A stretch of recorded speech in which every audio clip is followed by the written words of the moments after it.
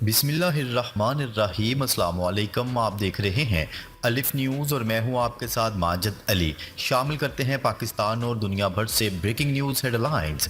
اسرائیل کو غزہ پر قبضہ نہیں کرنا چاہیے، امریکی صدر جو بائیڈن نے نیوز کانفرنس میں کہا ہے کہ غزہ میں جنگ اب ختم ہونی چاہیے اور اسرائیل کو ان علاقوں پر قبضہ نہیں کرنا چاہیے۔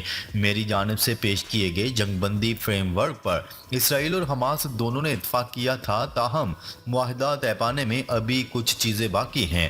صدر جو بائیڈن کا کہنا تھا کہ مسائل پیچیدہ اور مشکل ہیں اور غزہ سے متعلق معاہدے تک پہنچنے کے لیے ابھی خلا باقی ہے۔ ہم پیش رفت کر رہے ہیں اور رجحان مثبت ہے۔ اس جنگ کو اب ختم ہو جانا چاہیے۔ جنگ کے ختم کرنے کے لیے امریکہ پرعزم ہے۔ اسرائیل کی جانب سے بعض اوقات تعاون کم رہا ہے۔ دوسری جانب اسرائیلی وزیر اعظم نیتن یاہو نے کہا ہے کہ ہم جنگ بندی معاہدے کے لیے پرعزم ہیں، تاہم اس کے لیے اسرائیل کی ریڈ لائنز کا احترام کرنا ہوگا۔ خبر کے اگلے حصے میں بات کرتے ہیں غزہ جنگ ختم ہونے کے بعد حکومت کس کی ہوگی، حماس نے تجویز دے دی۔ اسرائیلی فورسز سے برسر پیکار فلسطینی جاں بازوں کی تنظیم حماس نے غزہ میں جنگ کے بعد خود مختار حکومت کے قیام کا مطالبہ کیا ہے۔ اے ایف پی کی رپورٹ کے مطابق حماس نے جنگ بندی مذاکرات میں اسرائیل کے زیر قبضہ مغربی کنارے اور غزہ پر غیر جانبدار شخصیات پر مشتمل ایک خود مختار حکومت کے قیام کی تجویز دی ہے۔ حماس کے اعلیٰ عہدیدار حسام بادران نے کہا ہے کہ انہوں نے تجویز پیش کی ہے کہ جنگ کے بعد ایک غیر جانبدار حکومت غزہ اور مغربی کنارے کے معاملات کو دیکھے اور عام انتخابات کے لیے راہ ہموار کرے۔ انہوں نے واضح کیا ہے کہ غزہ کے انتظامی امور فلسطین کا اندرونی معاملہ ہے۔ جنگ کے بعد کی صورتحال پر وہ کسی بھی بیرونی فریق کے ساتھ بات نہیں کریں گے۔ حماس کے ایک عہدیدار کے مطابق غزہ جانبدار حکومت کے حوالے سے یہ تجویز ثالثوں قطر، مصر اور امریکہ کو دے دی گئی ہے۔ واضح ہے کہ اسرائیلی وزیر اعظم نیتن یاہو نے مطالبہ کیا تھا کہ مصر کی سرحد کے ساتھ غزہ کے علاقے فلاڈیلفا راہداری کا کنٹرول اسرائیل کے پاس ہی رہے گا۔ حماس کا مطالبہ ہے کہ جنگ بندی کے بعد اسرائیل غزہ کے علاقے سے نکل جائے۔ خبر کے اگلے حصے میں بات کرتے ہیں اسرائیلی فوج نے ایک بار پھر غزہ پر حملے تیز کر دیے، جس کے بعد تل الحوا کے علاقے میں 70 افراد کی لاشیں برآمد ہوئیں۔ غیر ملکی خبرسا ادارے کی رپورٹ کے مطابق اسرائیلی فورسز نے جان بوجھ کر غزہ میں بے گھر فلسطینیوں کو نشانہ بنایا اور اسرائیلی حملوں میں متعدد فلسطینی شہید ہو گئے۔ دوسری جانب اسرائیلی فوج نے جنوبی لبنان کے کئی دہاتوں پر حزب اللہ کے ٹھکانوں اور بنیادی ڈھانچے کو نشانہ بنانے کا دعویٰ کیا ہے۔ اس حوالے سے امریکی صدر جو بائیڈن کا کہنا تھا کہ اسرائیل اور حماس نے غزہ میں جنگ بندی کے حصول کے لیے امریکی حمایت یافتہ فریم ورک پر اتفاق کیا ہے، لیکن معاہدے کو حتمی شکل دینے کے لیے ابھی بہت کام کرنا باقی ہے۔ خبر کے اگلے حصے میں بات کرتے ہیں ترکیہ کا امریکہ سے F-16 لڑاکا طیاروں کی خریداری معاہدے سے ہٹنے کا فیصلہ۔ ترکی نے امریکہ سے جنگی جہاز F-16 کی خریداری کا معاہدہ واپس کرنے کے لیے کوششیں شروع کر دیں۔ 23 ارب ڈالر کی رقم سے ہونے والے اس معاہدے کی جگہ ترکیہ چاہتا ہے کہ جنگی طیاروں کے پرزے اپنے ہاں بنانے کے لیے نئے معاہدوں کا امکان پیدا کر سکے۔ میڈیا رپورٹس کے مطابق F-16 لڑاکا طیاروں کا معاہدہ ان لڑاکا طیاروں کے سب سے بڑے بیڑے کو مؤثر اور جدید ترین بنانے کی غرض سے کیا گیا تھا، لیکن اب اس کے متبادل معاہدے کی تیاری ہے۔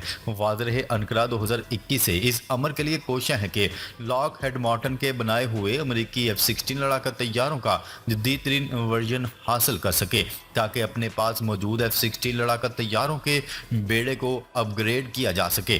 امریکہ نے ترکیہ کے ساتھ اس سلسلے میں معاہدے کی منظوری تب دی جب ترکیہ نے سویڈن کو نیٹو کا رکن بنانے کے لیے توثیق میں مدد کر دی، لیکن اب ترکیہ نے اپنے ارادوں اور منصوبوں میں تبدیلی کر لی ہے۔ اب ترکیہ لڑاکا جہازوں کی تعداد میں اضافے سے زیادہ ان کے دیگر لوازمات، اسلحے میں اضافے اور جدت کی فکر کر رہا ہے تاکہ اپنے اربوں ڈالر کی رقم کی بچت کی جا سکے۔ یہ بات اس معاملے سے جڑے ذرائع نے بتائی ہے۔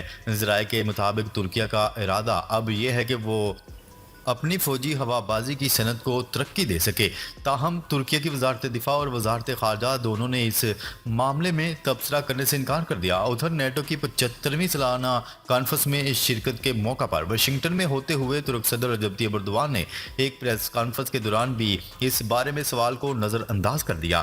اس سوال پر انہوں نے اضافی پرزہ کے حوالے سے ہمیشہ سے کچھ بات چیت کرتے رہے ہیں، اور دوسری جانب لاک ہیڈ مارٹن کمپنی کے ترجمان نے حال ہی میں بلومبرگ کے ایک سوال پر اس سلسلے میں تبدیلی کی بات پر اعتماد سے بات کی۔ ترجمان کے مطابق ترکیہ اپنی قوت خرید اور استعمال کے اخراجات کی لاگت کو پیش رکھے ہوئے ہے۔ F-16 لڑاکا طیاروں کی چوتھی جنریشن کے لیے ترکیہ کا معاہدہ ترکیہ کی فضائیہ کو مضبوط کرے گا۔ ان طیاروں کی فراہمی امکانی طور پر 2030 میں ہوگی۔ خبر کے اگلے حصے میں بات کرتے ہیں، امریکہ کو سمجھ لینا چاہیے ایران دباؤ میں ہرگز نہیں آئے گا۔ ایرانی صدر نے دو ٹوک پیغام جاری کر دیا۔ ایران کے نو منتخب صدر مسعود پزشکیان کا کہنا ہے کہ امریکہ کو یہ حقیقت سمجھ لینی چاہیے کہ ایران دباؤ میں ہرگز نہیں آئے گا۔ عرب میڈیا کی رپورٹ کے مطابق ایرانی خبرسہ ادارے میں شائع ہونے والے ایک بیان میں پزشکیان نے باور کروایا ہے کہ ایران جوہری ہتھیار حاصل کرنے کی کوشش نہیں کر رہا۔ انہوں نے کہا ہے کہ امریکہ کو حقیقت کا ادراک کرنا چاہیے، اسے ایک ہی مرتبہ ہمیشہ کے لیے یہ بات سمجھ لینی چاہیے کہ ایران کسی طور پر دباؤ کا جواب نہیں دے گا اور ایران کے دفاعی نظریے میں جوہری ہتھیار شامل نہیں۔ ایران کا صدر منتخب ہونے والے 69 سالہ ہارٹ سرجن مسعود پزشکیان نے عملی خارجہ پالیسی مضبوط بنانے کا عزم ظاہر کیا ہے۔ انہوں نے یہ بھی کہا کہ وہ بڑی قوتوں کے ساتھ اس وقت رکے ہوئے مذاکرات کے حوالے سے کشیدگی کو کم کریں گے تاکہ 2015 کے جوہری معاہدے کو پھر سے زندہ کیا جا سکے۔ پزشکیان نے اپنے بیان میں مزید کہا کہ چین اور روس مشکل وقتوں میں مسلسل ہمارے ساتھ کھڑے رہے، ہم اس دوستی کو انتہائی گراں قدر سمجھتے ہیں۔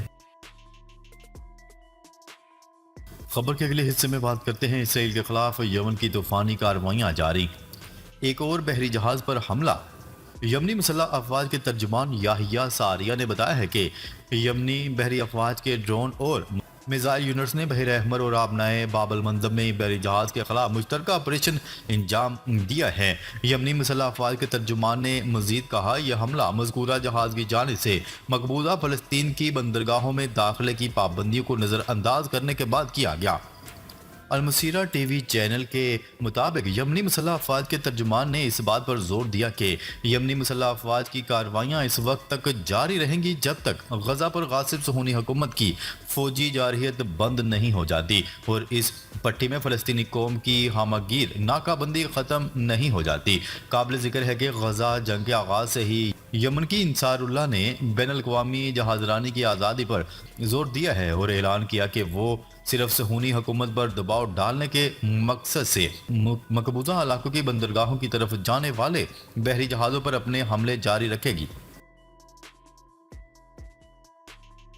خبر کے اگلے حصے میں بات کرتے ہیں، روس میں مسافر طیارہ گر کر تباہ ہونے کے نتیجے میں عملے کے 3 ارکان ہلاک ہو گئے۔ روسی وزارت ہنگامی امور کے مطابق سخوئی سپر جیٹ طیارہ مرمت کے بعد آزمائشی پرواز پر تھا کہ ماسکو کے قریب جنگل میں گر کر تباہ ہو گیا۔ حکام کا کہنا ہے کہ طیارے میں عملے کے ارکان کے علاوہ کوئی مسافر سوار نہیں تھا۔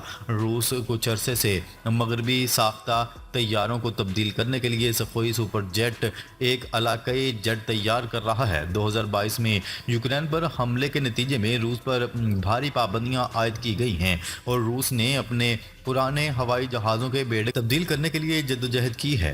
جمعے کو ایک مختصر بیان میں روس کی ہنگامی صورتحال کی وزارت نے بتایا ہے کہ طیارہ جنگلاتی علاقے میں گر کر تباہ ہوا اور آبادی میں کوئی جانی نقصان نہیں ہوا۔